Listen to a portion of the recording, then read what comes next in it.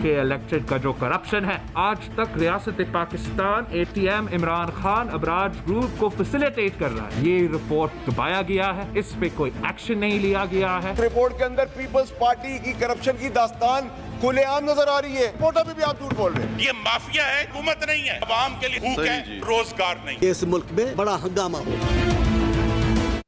अस्सलाम वालेकुम, पाकिस्तान टुनाइट के साथ मैं हूं सैयद समर अब्बास। नाज़रीन, आज कराची में लोड शेडिंग और बिजली के निर्खों में इजाफे के मामले पर हुकूमत की इत्तेहादी मुत्तहिदा कौमी मूवमेंट ने पार्लियामेंट के बाहर एहतजाजी मुजाहरा किया और के इलेक्ट्रिक का मामला आज काबीना में भी जेर बहस आया। इस पर मजीद बातचीत या मजीद फैसले जो हैं वो जुमेरात को एक और इजलास प्राइम मिनिस्टर ने बुलाया है उसमें होंगे। और नाज़रीन, इस सारे मामले पे के इलेक्ट्रिक के मसाइल पे FIA की एक रिपोर्ट जो कि कल बिलावल भुट्टो जरदारी ने भी सामने लेकर आए थे, उस पर उन्होंने तबसरा किया था।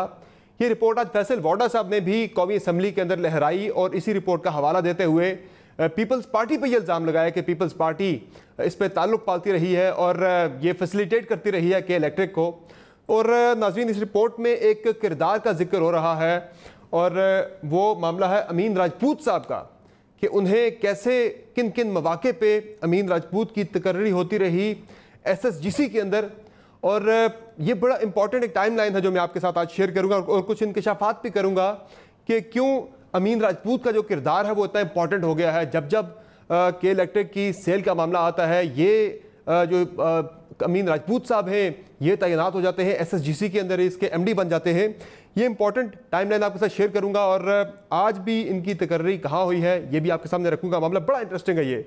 और नाज़रीन, इसके साथ साथ जो इस रिपोर्ट में एक और बड़ा इंकशाफ ये सामने आया था कि 79 अरब रुपए जो हैं वो आउटस्टैंडिंग है 2018 तक के, जो कि के इलेक्ट्रिक ने देने हैं SSGC के, लेकिन कोई मुआहिदा ही नहीं है गैस की फराहमी का के इलेक्ट्रिक और SSGC के दरमियान। तो फिर ये वाजिबात कैसे अदा होंगे। और इसके साथ साथ नाज़रीन, एहसन इकबाल साहब ने आज एक दरख्वास्त दी है NAB को कि इमरान खान साहब के खिलाफ करप्शन का रेफरेंस दायर किया जाए, चूँकि उन्होंने फंडिंग रोक दी नारोवाल स्पोर्ट्स सिटी की।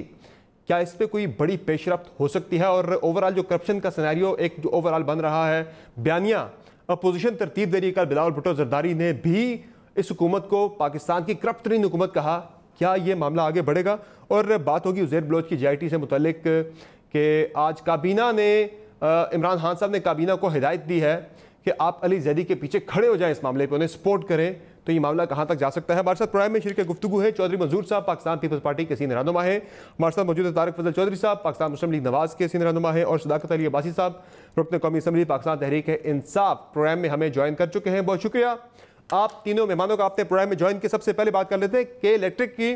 तो नाज़रीन, के इलेक्ट्रिक का जो मामला है ये बड़ी एक दिलचस्प सूरत हाल सामने आई है। जो FIA की एक रिपोर्ट सामने आई थी, कल तक उसे मुबैना रिपोर्ट कह रहे थे, लेकिन आज फैसल वाडा साहब ने असेंबली के अंदर ये रिपोर्ट लहराई, उसका हवाला दिया, तो अब ये ऑफिशियल रिपोर्ट ही इसे समझा जा रहा है। इस रिपोर्ट में नाज़रीन एक तो जो सबसे बड़ा अहम इंकशाफ था वो ये था कि के इलेक्ट्रिक का SSGC के साथ गैस सप्लाई का, गैस की फराहमी का, गैस की सेल का कोई एग्रीमेंट ही नहीं हुआ, जिसकी जिम्मेदार मुशर्रफ साहब की हुकूमत भी है, पीपल्स पार्टी भी है। फिर उसके बाद चेक नहीं किया PMLN ने, वो भी है। आज तहरीक इंसाफ की गवर्नमेंट है, 2 साल से है। इसी तरह से गैस की फराहमी जारी है, किसी बगैर मुआहिदे के, अभी बढ़ा दी गई है बगैर किसी मुआहिदे के। लेकिन एक इसमें नाजरीन एक किरदार है, उनका नाम है अमीन राजपूत साहब, जो कि बड़ी इंटरेस्टिंग टाइमलाइन है कि ये कब कब के इलेक्ट्रिक में पहले रहे हैं। 2008 से 12 के दरमियान फिर इनको बना दिया गया था। SSGC के अंदर ये MD तैनात हो गए थे, एक्टिंग MD। इनकी जो टाइमलाइन है बड़ी इंपॉर्टेंट है। ये 2012 में कायम मुकाम मैनेजिंग डायरेक्टर तैनात हुए थे SSGC के अंदर, और उसके बाद फिर इन्हें 2013 में ओहदे से हटा दिया गया था जब PMLN की गवर्नमेंट आई थी। फिर 2016 में ये फिर कायम मुकाम मैनेजिंग डायरेक्टर बन जाते हैं SSGC के, जब शंघाई के साथ डील होने लगी थी के इलेक्ट्रिक की। फिर 2019 में इन्हें ओहदे से हटाया गया था। जो गैस का एक बहरान आया था दिसंबर 2018 में, उस बहरान की वजह से खान साहब ने इन्हें ओहदे से हटाया था। और फिर अब जो दोबारा से तकर्री हो चुकी है नाजरीन, जो अमीन राजपूत साहब हैं, ये के इलेक्ट्रिक में यानी के इलेक्ट्रिक में रहे हैं पहले, अब दोबारा से चूँकि के इलेक्ट्रिक की दोबारा से सेल की बात चल रही है, डील चल रही है उनकी शंघाई के साथ, तो इन्हें 5 मई 2020 को इसी तहरीक इंसाफ की हुकूमत ने लगा दिया है एक्टिंग एमडी एसएसजीसी के अंदर, और रिपोर्ट के अंदर भी ये खदशा जाहिर किया गया था कि जो अमीन राजपूत साहब हैं, चूँकि ये के इलेक्ट्रिक में रह चुके हैं इंटरनल ऑडिटर, तो ये फ़ायदा पहुंचा सकते हैं अपनी साबिका ऑर्गेनाइजेशन के साथ, इनकी हमदर्दी हो सकती है।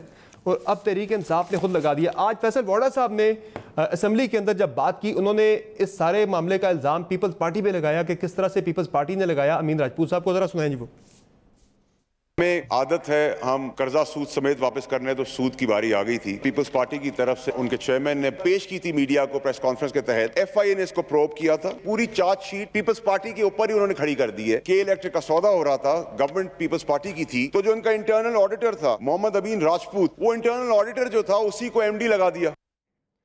अमीन राजपूत साहब का हवाला दे रहे के इलेक्ट्रिक में इंटरनल ऑडिटर थे, उनको एसएसजीसी में लगा दिया गया पीपल्स पार्टी ने, लेकिन आज तहरीक इंसाफ ने भी वही काम किया है, उन्हीं अमीन राजपूत साहब को लगा दिया एसएसजीसी के अंदर। तो सदाकत अली भाई साहब, फिर ये क्या मामला है? आप भी वही काम कर रहे हैं जिसका आप पहलों को जिम्मेदार ठहराते रहे, और जो टाइमलाइन मैंने बयान की, जब भी के इलेक्ट्रिक की सेल का मामला आता है अमीन राजपूत साहब को लगा दिया जाता है एसएसजीसी के अंदर। मामला तो असल वही, सवाल मेरा यह है कि कहीं वो आउटस्टैंडिंग जो कि इस वक्त अमाउंट है बड़ी के इलेक्ट्रिक के जिम्मे, वो फैसिलिटेट करने के लिए तो नहीं कहीं इन्हें यहाँ पे लाएगा दोबारा से?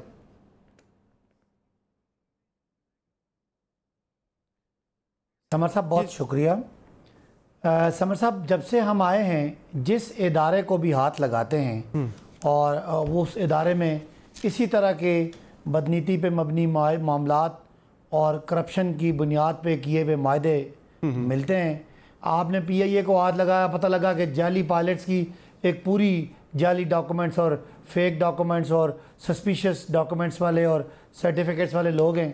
आप किसी और इदारे को देखते हैं तो वहाँ यानी हमारी जो माजी की हुकूमतें रहीं, इनके वो मुआहदे रहे। आज जो आप बात कर रहे हैं, मैं इन जो आपने अमीन राजपूत साहब की बात की, इनके बारे में मेरे पास कोई लेटेस्ट डिटेल तो नहीं है, लेकिन अगर कोई इस तरह की बदनीयती जैसा कि माजी में रही है पाई जाती है तो वो गलत है, लेकिन एट द मोमेंट मेरे पास इसका ब्रीफ नहीं है कि इनकी क्या डायरेक्टली इन पर एलिगेशन क्या है।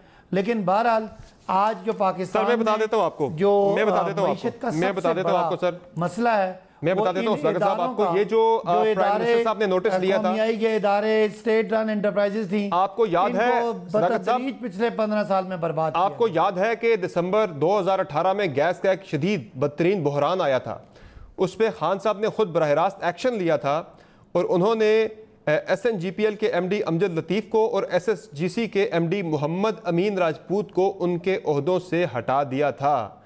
ये एमडी थे उस वक्त अमीन राजपूत साहब, एसएसजीसी के, उन्हें हटाया गया था नाअहली पे। अभी फिर आपने आके 5 मई 2020 को उन्हें तैनात कर दिया है, और इन्हीं की तैनाती को जब पीपल्स पार्टी ने की थी तो आप तनकीद का निशाना बना रहे थे कि ये बंदा पहले के इलेक्ट्रिक में रहा है, आपने उसे एसएसजीसी में लगा दिया है ताकि उन्हें फ़ायदा पहुँचाए।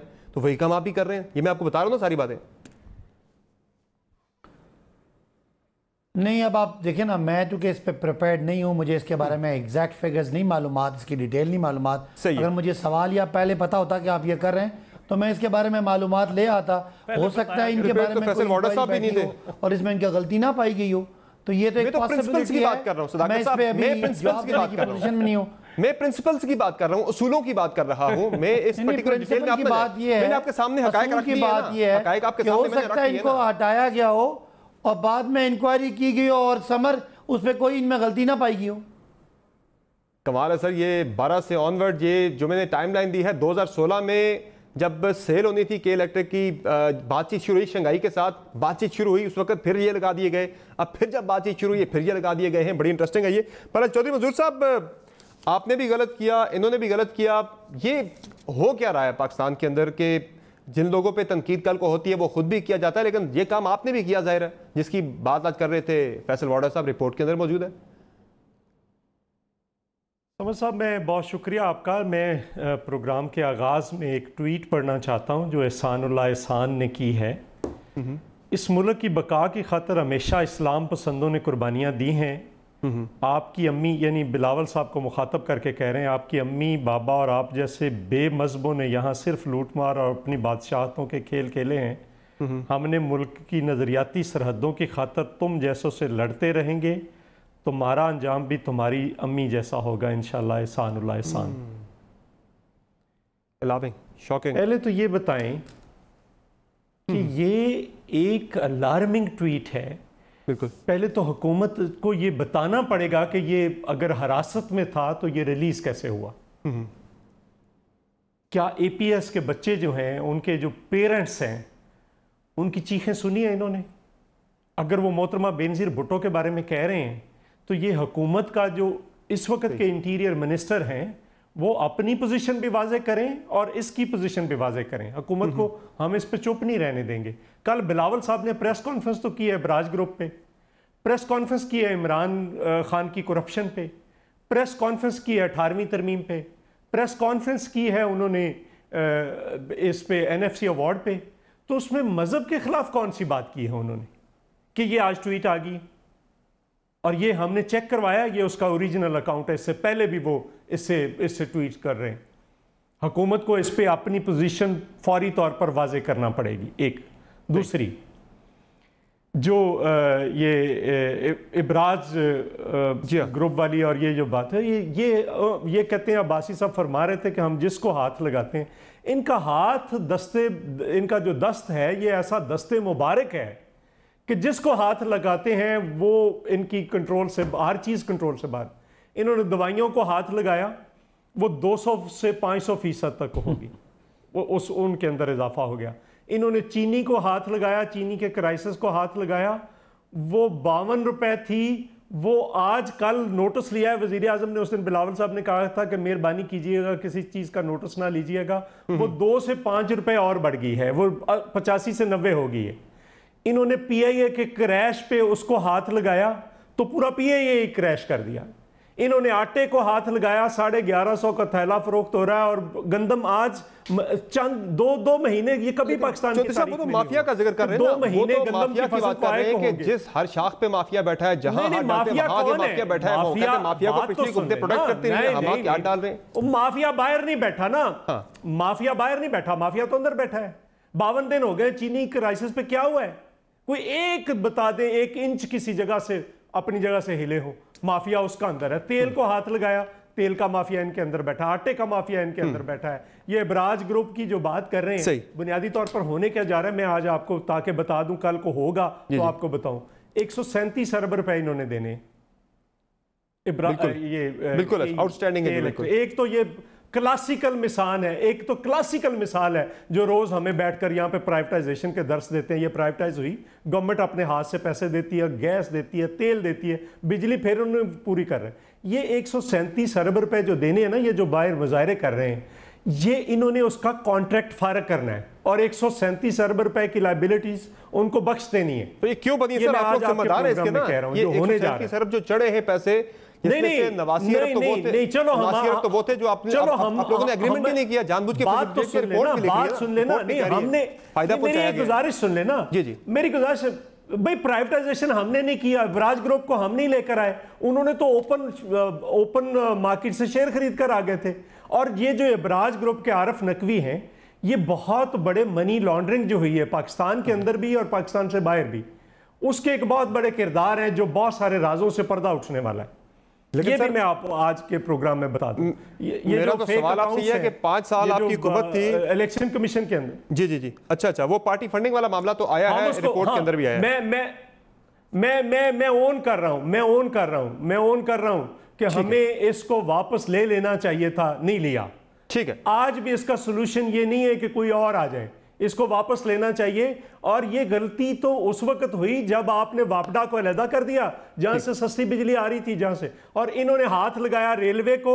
रेलवे का खसारा 34 से 58 पे चला गया है, मैं रिकॉर्ड फिगर दे रहा हूं, कोई जुटलाए इसको। इन्होंने हाथ लगाया बिजली को, और बिजली के जो 1000 के थे उस वक्त के, जो जब नून लीग की गवर्नमेंट गई है, वो आउटस्टैंडिंग जो सर्कुलर डेट है वो 2000 से ऊपर चले गए। जिसको खैर से हाथ लगा रहे हैं वो लोगों की पहुंच से बाहर हो जा रहा है, और महंगाई है कि लोग अजाब बने हुए हैं। ताकत भाई साहब, आप कह रहे थे कि जिस इदारे पे हाथ डालते हैं वहां कोई ना कोई आगे बैठा है, कोई ना कोई खराबी निकल आती है। मैं जरा आपके सामने एक चीज और रखता हूं, ये जो के इलेक्ट्रिक वाला मामला है, इसमें जो रिपोर्ट आई है FIA की, अब तो मैं इस रिपोर्ट को इंतहाई क्रेडिबल रिपोर्ट समझता हूँ। कल तक हम इसे मुबैना रिपोर्ट कह रहे थे।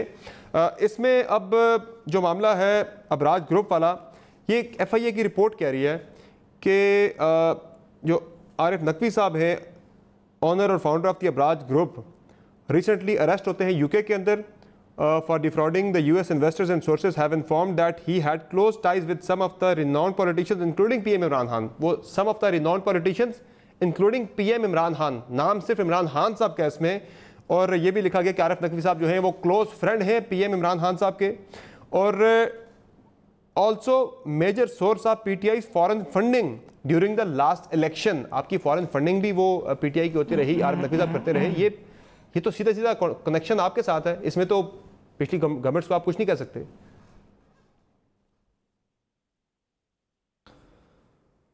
सामर साहब, अगर मैं गलत नहीं हूँ, चौधरी साहब ने बड़ी लंबी मेरी बात का जवाब दिया। मैंने कहा था कि स्टील मिल किसने डुबोई? पीपल्स पार्टी ने। क्यों, कैसे डुबोई? मुनाफे में थी मुशर्रफ के, इन्होंने आया तो अरबों के नुकसान में गई। रेलवे बैठना कब शुरू हुआ? जब पीपल्स पार्टी की हुकूमत आई। PIA कैसे बैठा? मुस्लिम लीग नून ने अपने बंदे लगाए।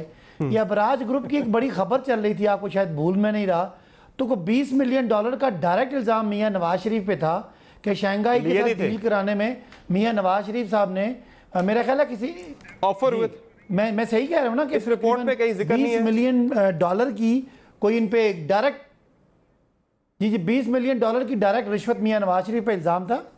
ये तो एक बात है।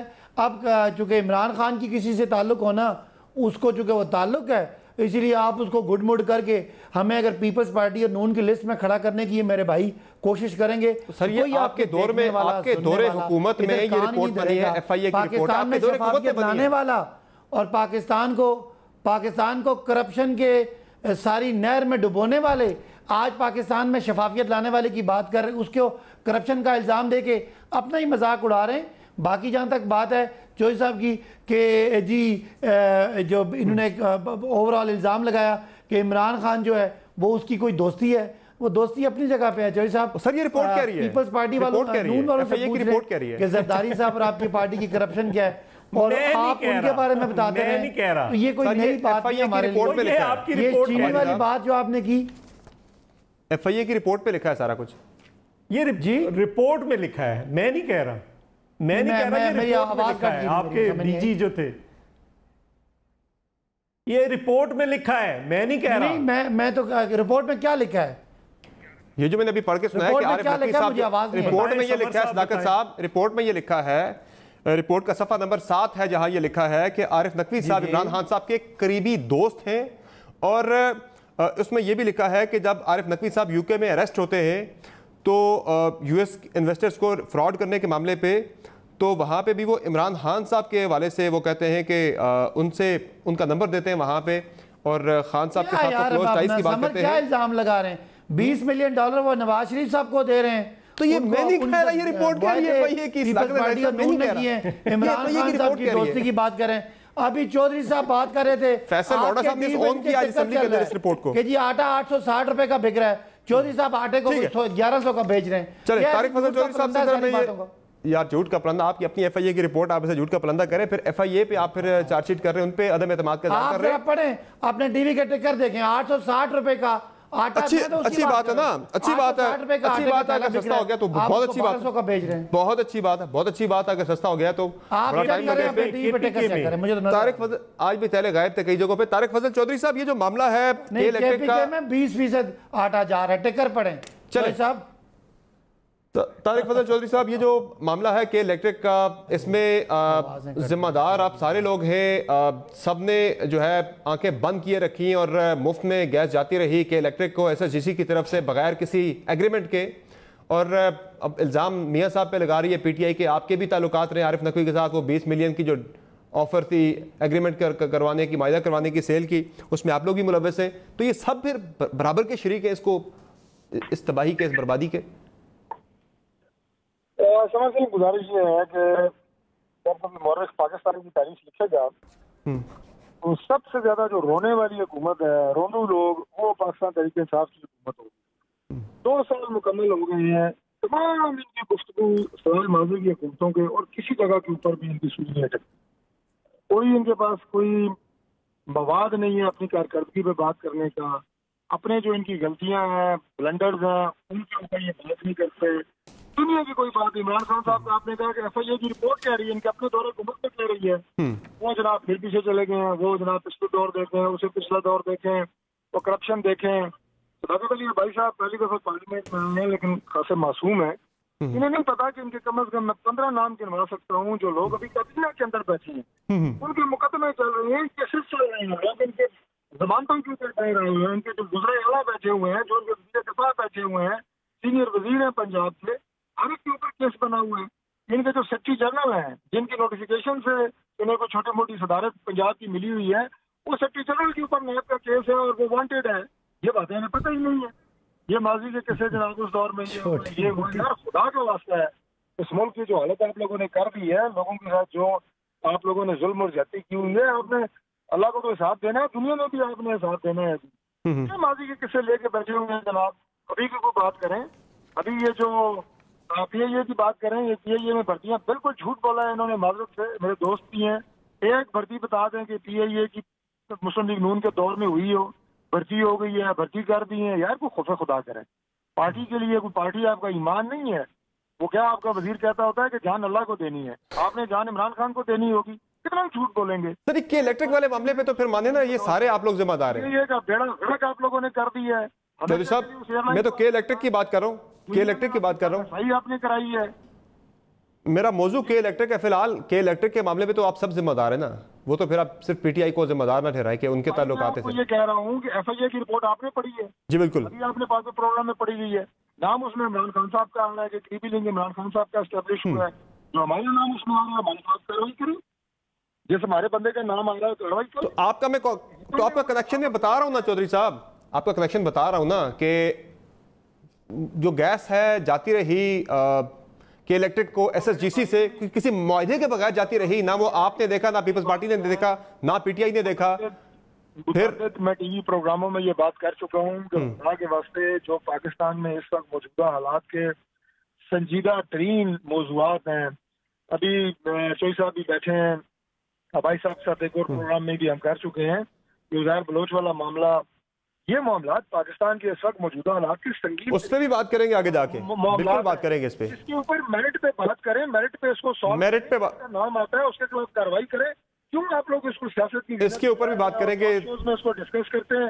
जो फैक्ट्स एंड फिगर्स हैं वो कोई मंजर यहाँ पे लेके नहीं आता, जो लाए जाते हैं वो पता नहीं कहाँ गायब हो जाते हैं। पाकिस्तान का जो सिस्टम इस वक्त मैं समझता हूँ कि बिल्कुल एक मजाक बन चुका है। यार बलोच की जो बंदा कह रहा है मैंने 198 बंदा मारा हुआ है, उस पर बात करेंगे आगे चल के। तारिक फजल चौधरी साहब उस पे आगे जाके तफसीली बात करेंगे, उस मामले पे तफसीली बात करेंगे, उस इशू के ऊपर भी। लेकिन एक और बड़ा इंपॉर्टेंट मामला है, वो है करप्शन का।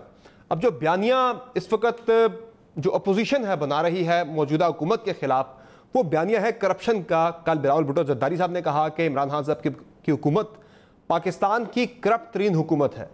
आज नून लीग की तरफ से एहसन इकबाल साहब जो कि सेक्रेटरी जनरल है पार्टी के, वो एक केस लेकर गए हैं नैब के अंदर कि इमरान खान साहब ने नारोवाल स्पोर्ट्स सिटी का जो प्रोजेक्ट है उसकी फंडिंग रोक के इस मंसूबे को सबोटाज किया, और अब इसकी जो कॉस्ट है वो करोड़ों से बढ़ के, जो रिमेनिंग कॉस्ट थी वो करोड़ों से बढ़ के अरबों में चली गई है। ये करप्शन की है इमरान खान साहब ने। तो चौधरी साहब ये इससे बड़ा आपको करप्शन का कोई मामला नहीं मिला? आप ये एक छोटी सी चीज़ लेके चले गए हैं वहाँ पे। क्या इस आटे का मसला नहीं है मुल्क के अंदर? क्या इस मुल्क के अंदर चीनी का मसला आपको नजर नहीं आया? क्या बिलियन ट्री सुनामी का मामला जो आप रोजाना प्रेस कॉन्फ्रेंसेस में जिसका बार बार जिक्र करते हैं, BRT का मामला है, तेल का मामला है, पेट्रोल की महंगाई का मामला, किल्लत का मामला है, ये इशूज लेके आप जाएं, ये एक छोटा सा मसला आप लेके चले गए वहां पे। मुझसे सवाल किया जी तारिक फजल चौधरी साहब से।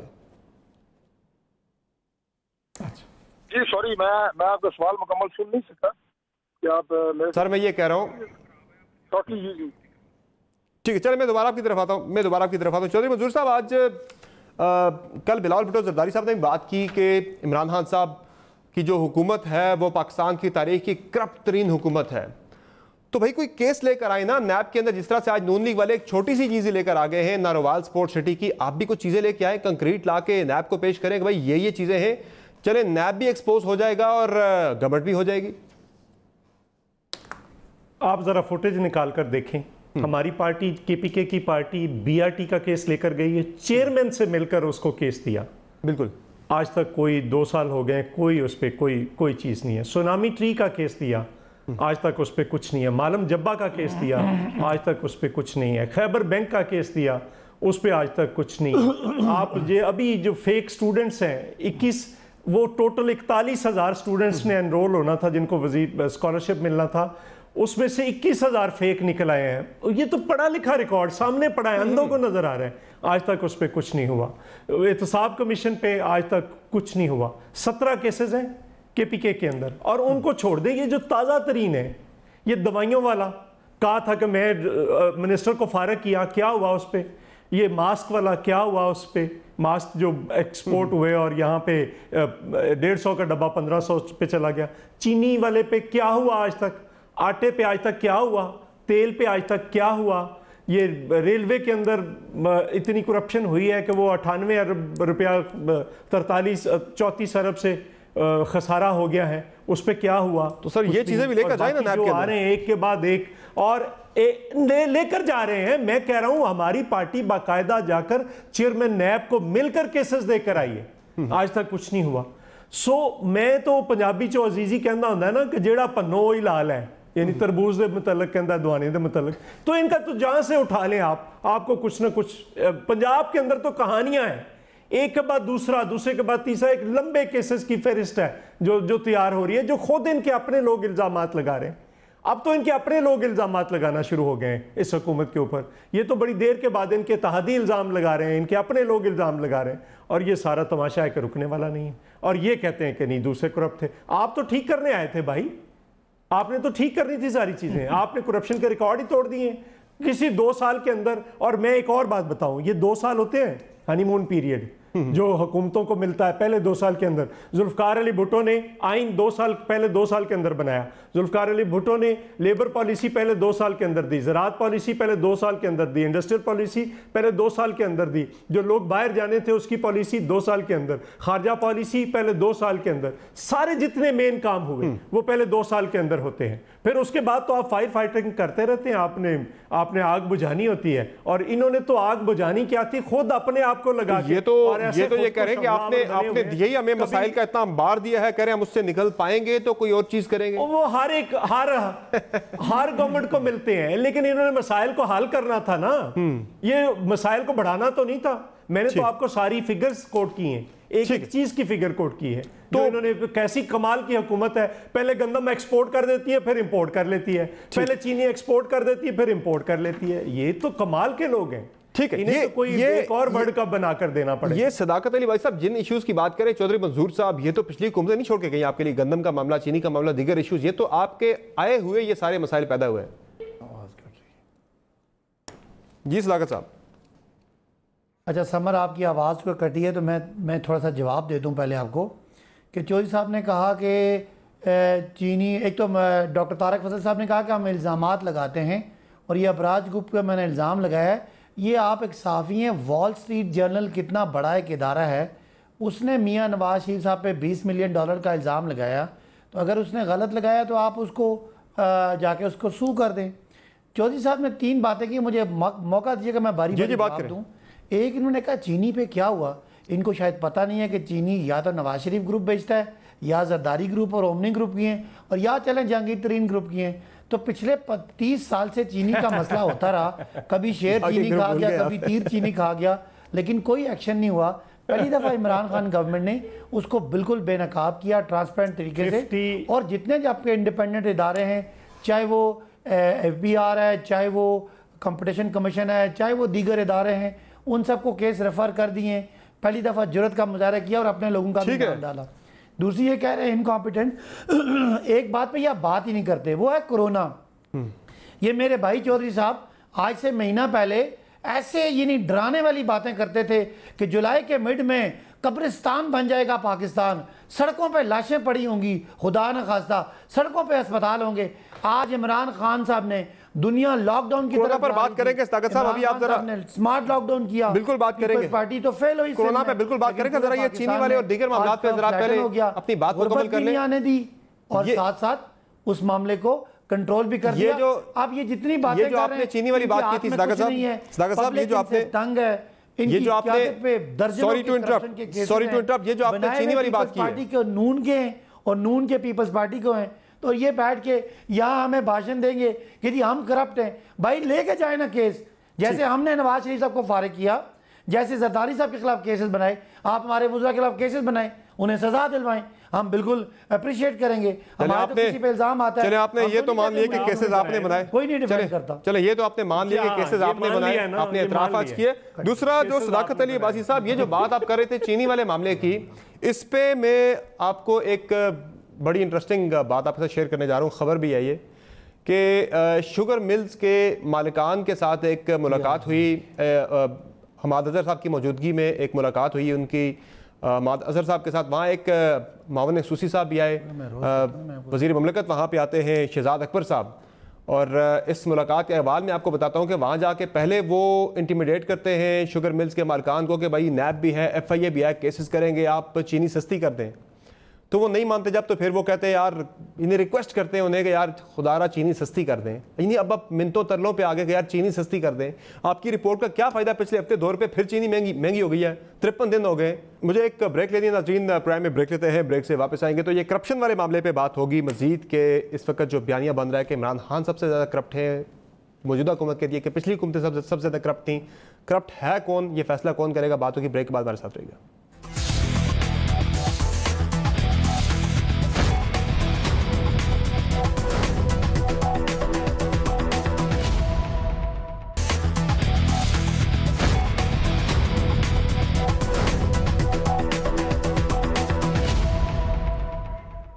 वेलकम बैक टू शो नाज़रीन। ब्रेक से पहले बात हो रही थी, हम तारिक फजल चौधरी साहब से जानना चाह रहे थे कि PTI की जो गवर्नमेंट है इसके वाले से जब आप बात करते हैं, कल बिलावल भुट्टो जरदारी ने इसे पाकिस्तान की तारीख की करप्ट तरीन हुकूमत कहा। आज एहसन इकबाल साहब जो कि सेक्रेटरी जनरल है मुस्लिम लीग नून के, वो एक नारोवाल स्पोर्ट सिटी का केस लेकर चले गए नैब में और दरखास्त की कि इमरान खान साहब के खिलाफ करप्शन का रेफरेंस दायर किया जाए। एहसन इकबाल साहब ने वहाँ पर क्या बात की, ज़रा सुन लें जी। आप जो कहता है फेस नहीं देखते केस देखते हैं। जनाब चेयरमैन साहब, आज मैंने आपके सामने एक केस पेश किया है। मैं उम्मीद करता हूं कि आप इसमें हैंडसम फेस नहीं देखेंगे, आप ये केस देखेंगे। पाकिस्तान के अरबों का नुकसान हुआ है और इसका नोटिस लेंगे। मैं इंतजार करूंगा। तारिक फजल चौधरी साहब, ये 2 साल की तहरीक इंसाफ की हुकूमत में आपको करप्शन का सिर्फ एक यही मामला नजर आया है कि यहाँ पे खान साहब ने करप्शन की, और ये भी खान साहब ने फंड्स जो है वो बकौल एहसन इकबाल साहब के रोक दिए या डिले कर दिए, जिसकी वजह से ये मंसूबा मुतासिर हुआ है। और इसमें खान साहब को फ़ायदा तो मेरे ख्याल से 1 रुपये का भी नहीं गया होगा प्राइम मिनिस्टर को या उनकी कैबिनेट में बैठे किसी बंदे को। तो पूरे 2 साल दौरे हुकूमत में आपको ये करप्शन नजर आई है जिसमें आप आज नैब में गए? देखिए जी, जो अभी पिछले गुफ्तगू हुई है, बड़ी लंबी गुफ्तगू की है मेरे दोनों कुलीग ने, और मैं बस क्विकली एक बात को रिस्पॉन्ड करूंगा। जो भी चौधरी मंजूर साहब ने कहा है कि 2 साल का हनीमून पीरियड होता है, मैं चौधरी मंजूर साहब से लाइटर साइड कहूंगा कि कसूर में 2 साल का हनीमून होता होगा। हनीमून जो है चंद महीनों का होता है, गवर्नमेंट 2 साल मुकम्मल कर चुकी है, लिहाजा 2 साल का कोई हनीमून दुनिया के किसी हिस्से में नहीं होता। इस वक्त इनसे हिसाब लेने का बराबर वक्त है, हनीमून हैज बीन ओवर। दूसरी बात यह है जी कि जो सदाकत भाई साहब ने कहा कि हमने मियां नवाज शरीफ साहब को फारिग किया करप्शन चार्जेस पे, इमरान खान साहब 1 नहीं 2 जन्म भी लेके आए तो नवाज शरीफ को फारिग नहीं कर सकते, उनके पास ऐसा कोई मटीरियल नहीं है। नवाज शरीफ को जिसने फारिग हुए तो बैठे ना सर, जिसने फारिग किया वो खुद फारिग होकर घर बैठा हुआ है, ये आपको भी पता है, उसे खुद बरतरफ कर दिया गया है। ये सारी कहानी पूरे पाकिस्तान को पता है। यहाँ इस तरह मासूम बन के ना क्या करें। आज तो इश्तिहारी का नोटिस लग गया मियां साहब के घर पे, लंदन वाले घर पे भी लग गया, जाती उम्रा में भी लग गया सर। इतने बच्चे ना बने कि आपने फारिग किया है, जिसने फारिग किया वो भी सबको पता है, और वो भी अल्लाह के फजल से एक तो घर चला गया है, बाकियों का भी आप देखेंगे कि आगे जाके क्या हाल होता है। अच्छा, नवाज शरीफ को फारिग जो है वो किया गया है अकामे की बुनियाद पर, करप्शन चार्जेस पर नहीं किया गया। ये बात जरा वाज़ेह रहनी चाहिए। तीसरी बात ये है जी कि जो आपने बात की एहसन इकबाल साहब की और करप्शन की, जो आज उन्होंने कहा, देखें जो मंसूबा जिसकी टोटल लागत 2 अरब के करीब थी, उसमें 2.9 अरब जो इल्जामात लगाए गए वो लगाए गए 6 अरब के, 6 अरब की करप्शन कर ली गई है। तो सबसे बड़ी बात यह है कि वो आज से 10 साल नहीं 12 साल पहले वो मंसूबा शुरू हुआ था, और वो रिफाई आमा का एक मंसूबा था। अब उसको उसके ऊपर जितने पैसे लग चुके हैं सही, वो सारे के सारे ज़ाहिर अब जाया गए हैं, और अगर मौजूदा हुकूमत ने उसको रोल बैक करने की कोशिश करेंगे तो उसमें जो 1 अरब लगा है, 1.5 अरब लगा है, जिसके फ्रैक्शन एहसन इकबाल साहब ने, वो मैं बता देता हूँ आपको, मैं बता देता हूँ चौधरी साहब। इसमें ये कह रहे हैं कि 2.9 अरब का ये मंसूबा है, इसमें 86% फंड जो हैं वो इस पर खर्च हो चुके हैं।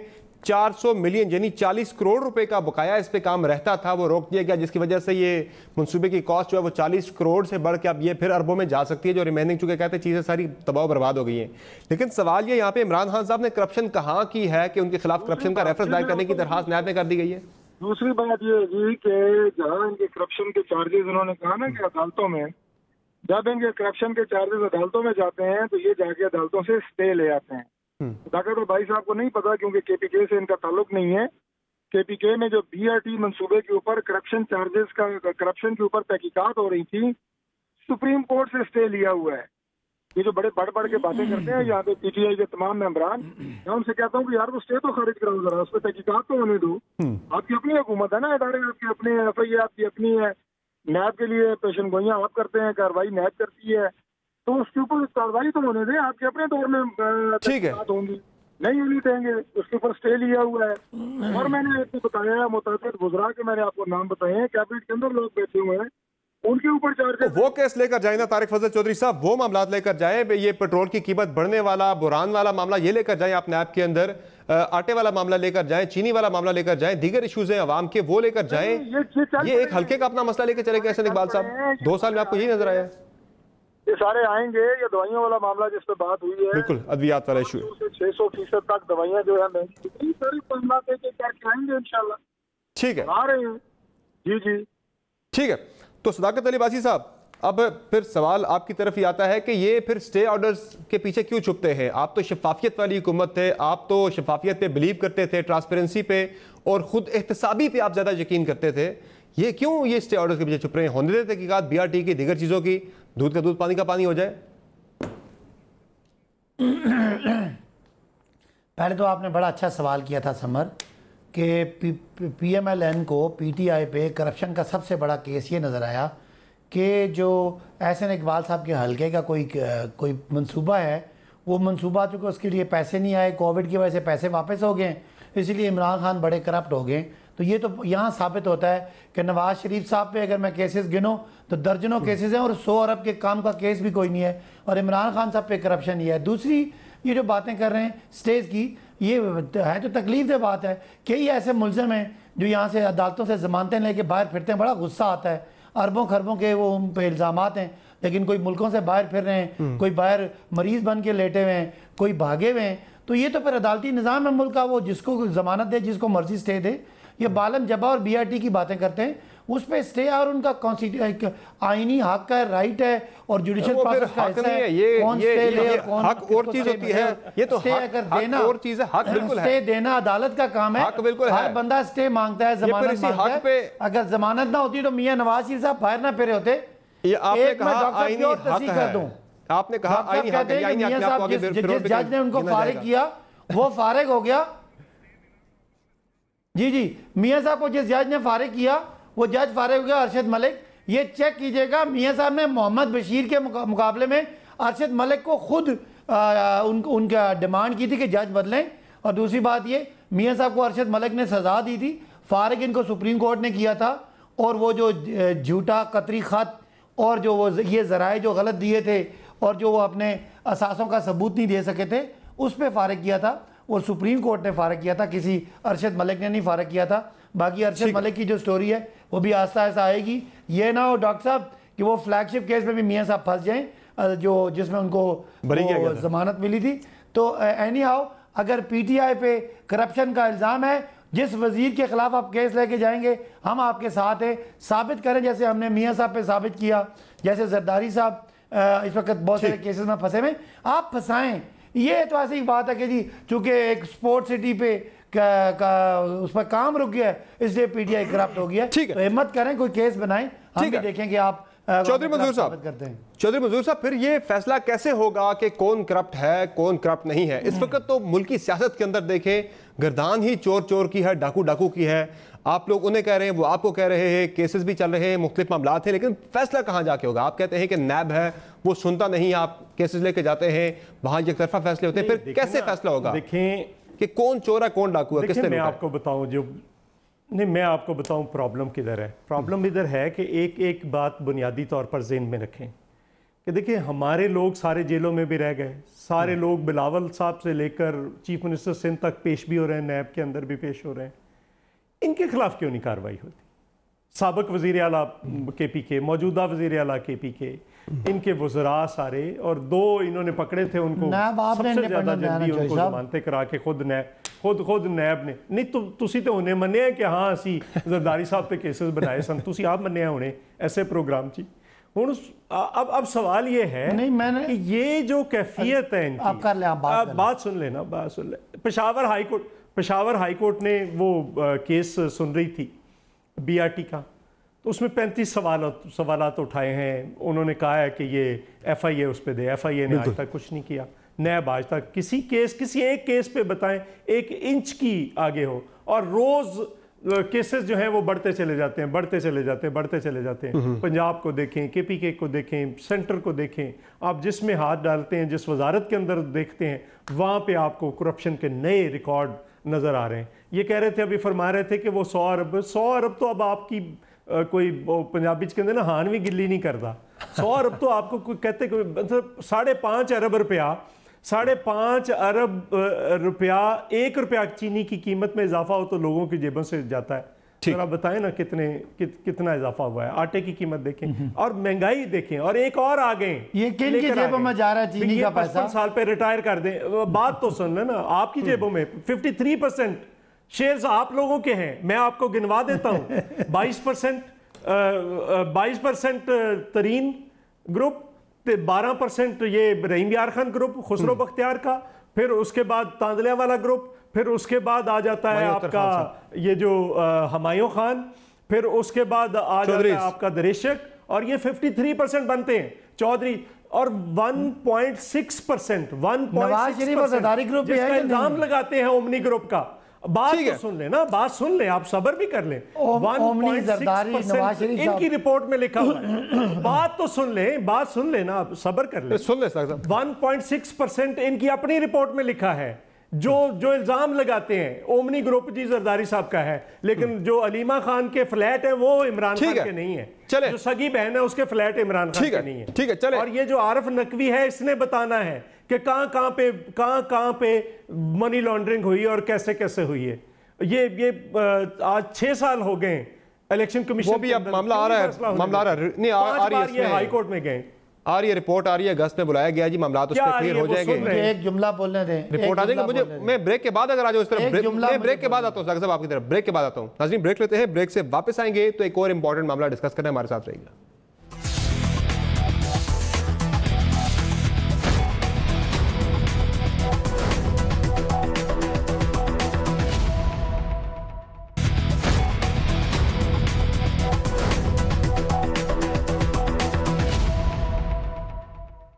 नाज़रीन, मुल्की मईशत के मामले पर तहरीक इंसाफ की हुकूमत ये बयानियाँ बना रही है कि मईशत हमारी बहुत अच्छी हो जाती या हो रही थी, बीच में कोरोना आ गया, सारा मामला डिस्टर्ब हो गया। लेकिन कर्ज़ों का जो मामला है, जिसे तहरीक इंसाफ एक बहुत बड़ी बुराई समझती है कि पिछली हुकूमतों ने बहुत ज़्यादा कर्ज़े लिए, जो आज मुल्की मसाइल की सबसे बड़ी वजह है। तो नाज़रीन, तहरीक इंसाफ की अपनी हुकूमत भी जो कर्ज़े, जो फेडरल कर्ज़े लिए हैं, फेडरल डेट है, वो तकरीबन 24,000 अरब से लिया था, उन्होंने शुरू किया था, और वो लेके चले गए हैं। कर्जा जो है वो तकरीबन चला गया 34,000 अरब पे, और जो total public debt and liabilities हैं वो तकरीबन 30 पे लिया था और 43,000 अरब पे ले गए हैं। यानी 13,000 अरब रुपए कर्जा और लाइबिलिटीज़ जो है तहरीक इंसाफ के दौरे हुकूमत में बढ़ गए हैं। और अब चैलेंज भी दिया है आज फैसल वाडा साहब ने PMLN को और पीपल्स पार्टी को। ज़रा वो चैलेंज सुनने जी क्या है।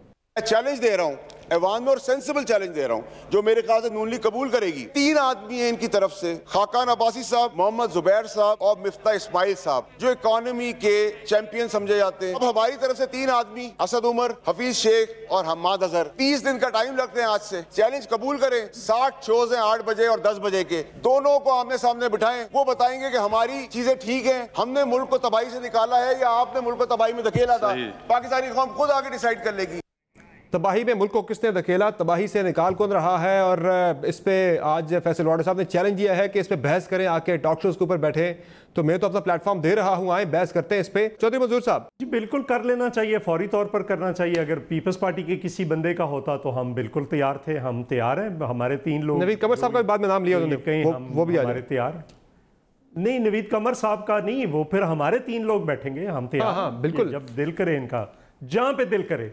हमारा तो बिलावल साहब का चैलेंज कबूल है, मौजूद है। हमारा चैलेंज उसका कादर पटेल का मौजूद है, जो मुराद सईद को दिया था, वो जो जाली डिग्री वाला वजीर, क्या नाम है, हाँ, वो उसने आपसे भी, आपने सवाल किया था ना, याद है, $200 अरब किधर है, तो उसने आपसे बदतमीजी की। शो नहीं कराना, कादर पटेल हम हर चीज का जवाब देते। सही है। आप कुछ कहना चाह रहे हैं? तो थोड़े केड़े होते कोई होते डांस होने आंदा है जिवें कादर पटेल साहब की बात की अवेलेबिलिटी को आपने क्या कराया? आप सदाकत अली बासी साहब, आप फिर वजीरों की अवेलेबिलिटी को यकीनी बनाएंगे कि आएंगे असद उमर साहब? वो तो खास एक टॉपिक पे बाकी लोग आगे बात करेंगे। अब्बासी साहब, कादर पटेल ही आप लोगों का इलाज है, और कोई नहीं है। एक और रखा हुआ हमने अभी, वैसे बिलावल साहब भी अब गुफ्तगू में उसी लेवल पे आ गए। ये हाल हो गया अब कि वो एक टीम होती थी मुस्लिम लीग नून की, जिनको गाली गलौज ब्रिगेड कहा करते थे। पीपल्स पार्टी तो बड़ी सब्र और इस्तकामत वाली पार्टी थी। अब मैं बात करता हूँ, आपके सवाल के जवाब पे आता हूँ। समर, पीटीआई गवर्नमेंट आती है, $18 अरब का करंट अकाउंट का खसारा होता है। आप सुन लेना जोई साहब, आपको सुना है ना जनाब? इनकी तो ब्रिगेड थी ना, तो आपकी गालम गलोज कोर बन गई है, इनकी तो ब्रिगेड थी। ठीक है, चलिए आप साहब, आपने वज़रा की अवेलेबिलिटी यकीनी बनानी है। अच्छा, वज़रा की अवेलेबिलिटी आपने यकीनी बनानी है, वो आके बैठेंगे, डिबेट में हिस्सा लेंगे। आना ही नहीं है किसी ने। चले ना, वो तो आएंगे, अभी तो बात कर लेना।